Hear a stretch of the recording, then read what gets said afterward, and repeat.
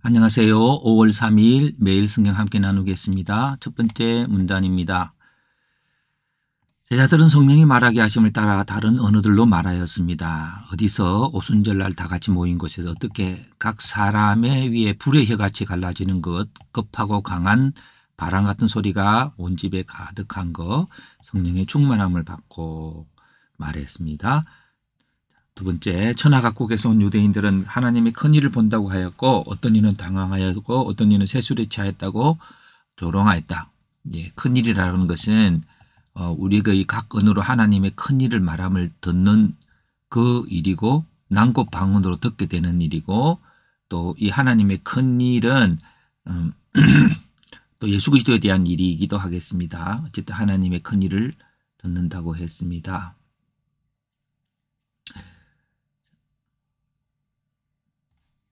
한 문장 요약입니다. 성령의 말하게 하심을 따라 말하는 자들의 말을 여러 지방에서 온 사람들이 그들의 언어로 알아들었다.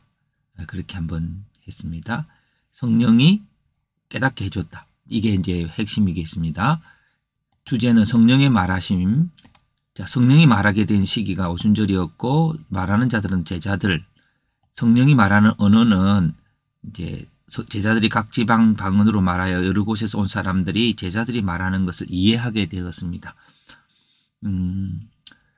성령 임재의 모습은 온 집에 급하고 강한 바람 같은 소리가 있고 머리에는 불의 혀 같은 것이 갈라지는 것이 임했고 또 성령의 말하게 하심에 대한 반응은 사람들은 하나님의 큰 일을 말함을 듣는다고 하나님의 큰 일을 듣게 됐고 어떤 사람은 당황하고 어떤 사람은 조롱했습니다. 해석을 해봅니다. 불처럼 바람처럼 임하는 성령은 제자들에게 임하여서 제자들로 하여금 말하게 하였습니다. 그런 말을 여러 지방에 온 사람들이 그들의 언어로 알아듣게 되었습니다. 성령은 사람들이 하나님 뜻을 알도록 감동하셨습니다. 이런 성령의 역사에 대해 사람들은 당황하기도 하고 조롱하기도 하지만 어떤 사람들은 하나님께서 제자들에게 임하여서 그리스도를 증거하는 말을 하게 하시는 하나님의 큰 일을 보았다고 하였습니다. 성령은 우리의 입술을 통해 그리스도를 증거하도록 하십니다. 우리가 예수님을 성령의 감동으로 전할 때 오늘 보여주신 이미지대로 눈에 보이지는 않지만 바람 같고 불과 같은 성령이 듣는 사람들에게 임하여 그들로 하나님의 나라를 알게 하고 믿게 하는 역사, 곧 외국어를 알아듣게 되듯이 이해되는 역사가 일어나게 될 것입니다. 죽으시고 다시 사신 그리스도를 전하여도 여전히 믿지 않는 사람이 많을지라도 이 본문을 통해 한 번 더 믿어야 합니다. 우리가 그리스도를 전할 때 성령님이 임하셔서 듣는 자들로 예수를 믿을 수 있도록 하신다는 것을 우리는 믿어야 합니다. 그렇습니다.